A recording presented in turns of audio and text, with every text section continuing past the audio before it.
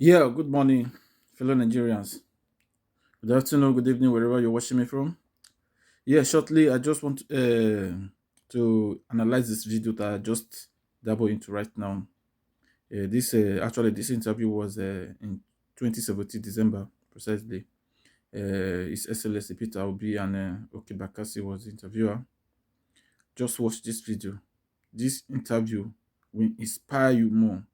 Will make you seriously why you have to support Peter Obi. This man is genius. He's passionate about a new Nigeria. He knows about the economic. He knows how to revive the economic. Please watch him.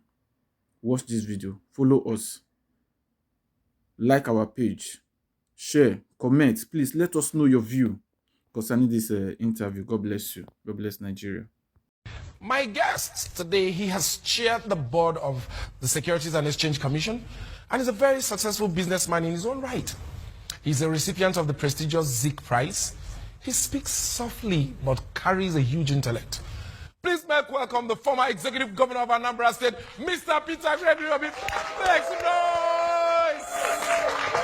Make some noise! You're welcome, sir. Thank you. It's good to have you, sir. Thank you. You're welcome. You're welcome. Yeah, it's nice to have you on the show, sir. Thank you. You're a very soft-spoken man, and sometimes I wonder personally, do you ever get angry? And if you do you yell? I mean, like some of us will get angry and we lose it. Well, okay, there's not much to be angry about because when you get angry, most times you find out that you hurt yourself more. Yeah. But if you take it easy and be able to advise, because especially in our own dear country, if you get angry, you must be angry every minute of the day. You're very. I want to totally agree with you on that one, sir. Sir, you once said that Nigerians tend to go for the exotic rather than the achievable.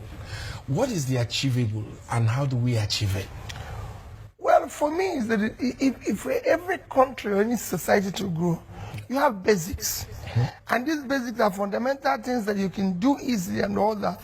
And it can work and easily. Well, for example, if you see a place where they have small roads that you can reconstruct, or even existing roads that have potholes and everything, provide basic things like water, repair the schools and everything. And make them function. Make them function, make them work. Okay. You find out that we're busy trying to build the massive thing and think, oh, well, and we end up not completing it. Completely. That takes me to one thing that now that I have you here as a former governor, I would like to ask. Because I think at the heart of some of the problems we have is the issue of continuity from one governor to another governor. Because a new governor comes in, he does not share the same ideology with the former one. He abandons that one's project and starts a new one. Why are former governors always having issues with their successors? Well, it's not having issues with their successors. I don't think it's wrong to say former governors don't continue, or governors don't continue from where their predecessors are, or they're having problems. The problem is that you have an unplanned system. If you have a planned system, it's difficult for anybody to deviate from it. That's what always brings me back to a planned system. If you have something like, let me always go back to China. Okay. The reason why I use China is that it's an example of a successful society where policies have been properly implemented. We were part of the MDG, Millennium Development Goals, in 2000. Nigeria was the signatory to it. China was the signatory to it. What did China do? China went back to China and mainstreamed all the MDG policies in their developmental agenda. From the national government to regional government and Nigeria went to local government. So it is all inclusive. Yeah. And they made it in such a way that every Chinese knew what it is all about. And they worked. And we couldn't do the same here. No, we didn't do the same. Because if we had done the same, nobody would be able to deviate. So within the 15 years, from year 2000, they signed it. to year 2015, China achieved all the goals of the MDG. In some And ways, Nigeria did not achieve one goal of the MDG. so in some ways, I believe you agree with me with what I said. But we'll be back, sir. Just hold your thoughts there. All right. Later in the show, I will talk a bit about statues. But I have more burning questions for my guest. Okay. The conversation with the wonderful governor, Peter Obi, continues when the other news returns in just a minute.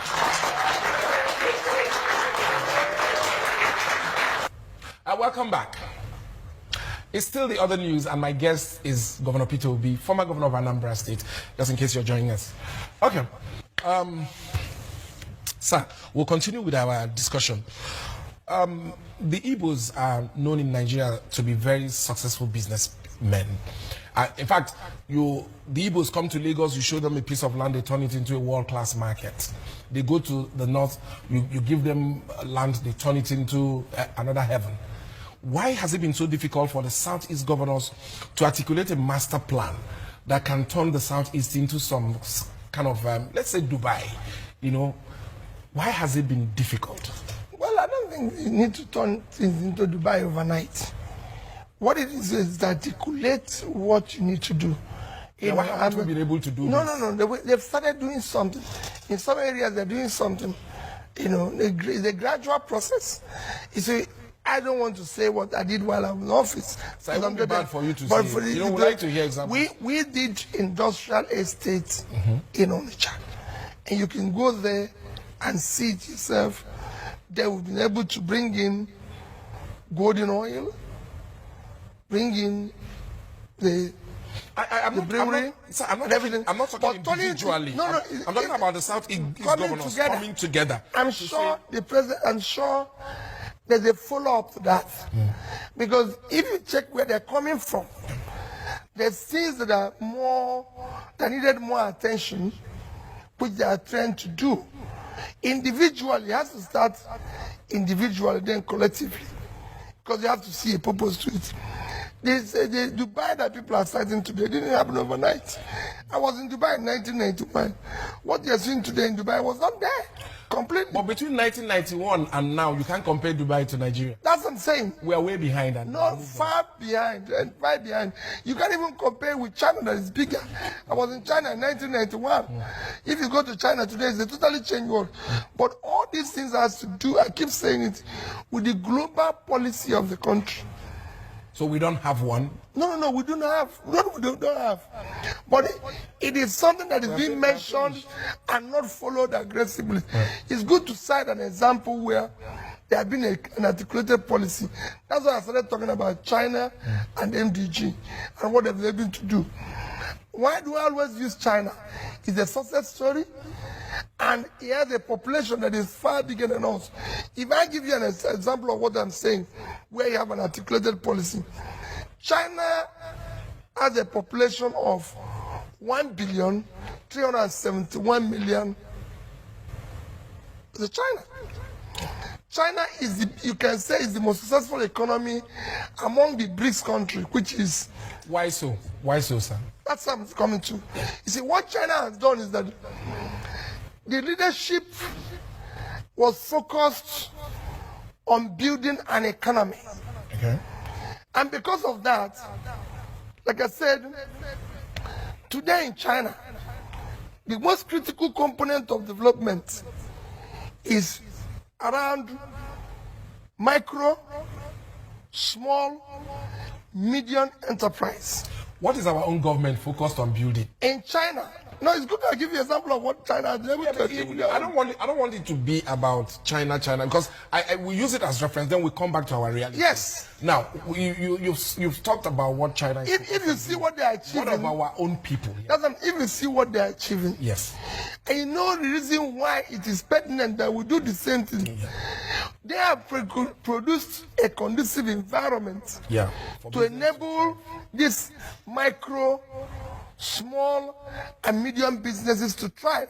So in contrast here, the consequence is that today in China, this sector that I'm talking is growing, contributes 60% of their GDP. So what are we doing here? What are we doing right, or what are we doing wrong here? So many things. Okay. We're not focused on providing enabling environment for this sector to thrive. In fact, small businesses here probably suffer more than big businesses. True. If you go out today and start your small business, I can assure you. I have started and it has suffered. Thank you. The local government, everybody will squeeze life out of you. Yes. Unlike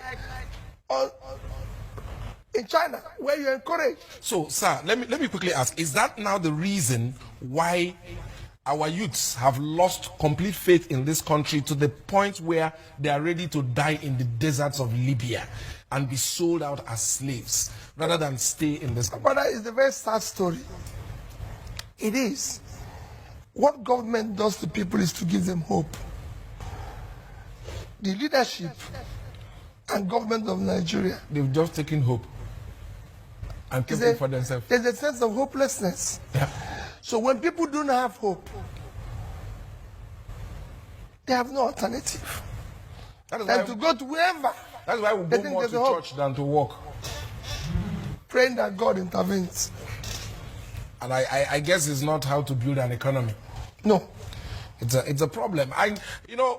Sometimes I can't help but, much as we point fingers at the federal level, I think the state governments and the local governments have a bigger share of responsibility, which is why we are now talking about local government autonomy. Are you for local government autonomy? Not just talking about the autonomy or no autonomy. Don't say the states and local government share more responsibility. I disagree.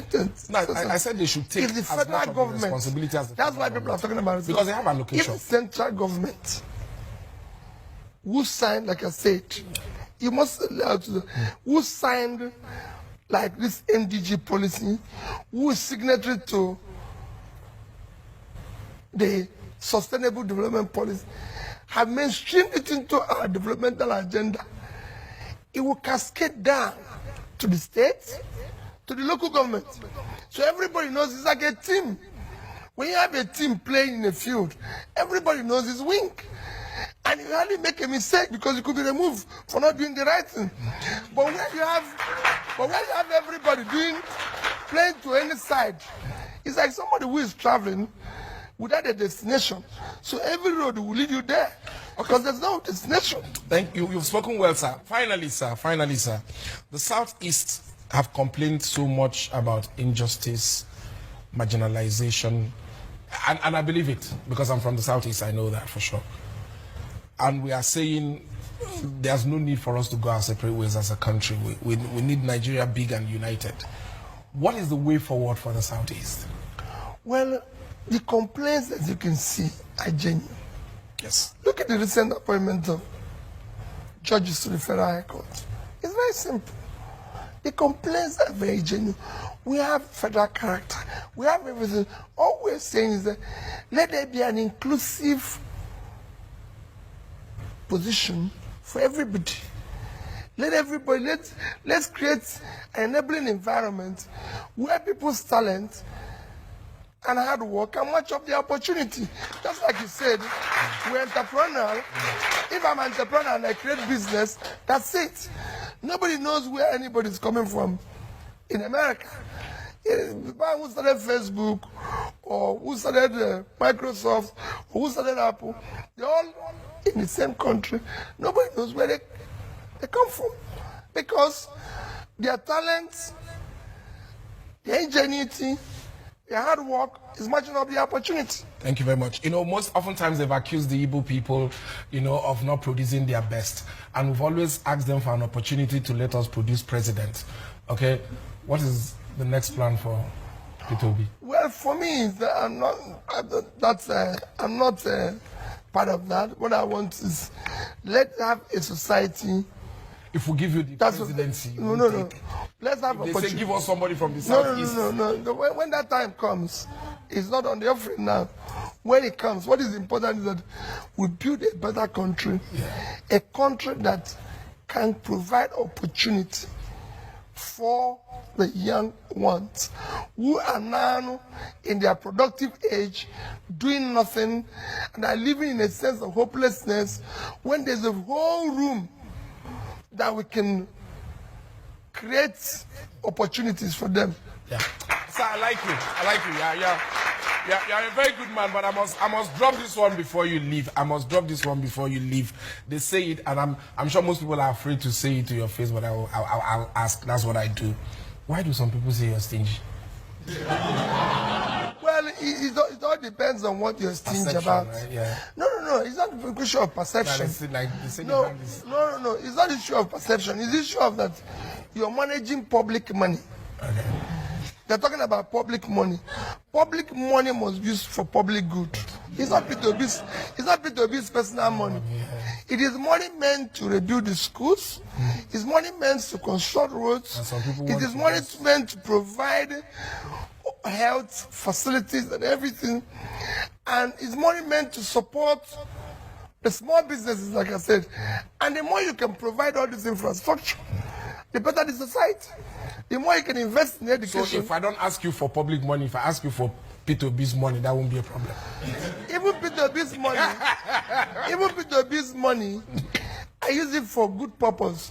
That's why today I visit school. It is not for individuals. I put it in education.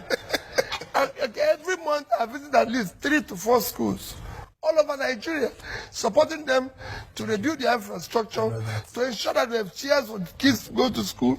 That's what money is meant for. Thank you so very much. Thank you so very much, sir. Yes, ladies and gentlemen, that is the man that is known as the Rock, Okute. Thank you very much. It's an honor having you in the studio. We've been looking forward to having him for like forever, and we are glad we had a very interesting moment with him today. Yeah.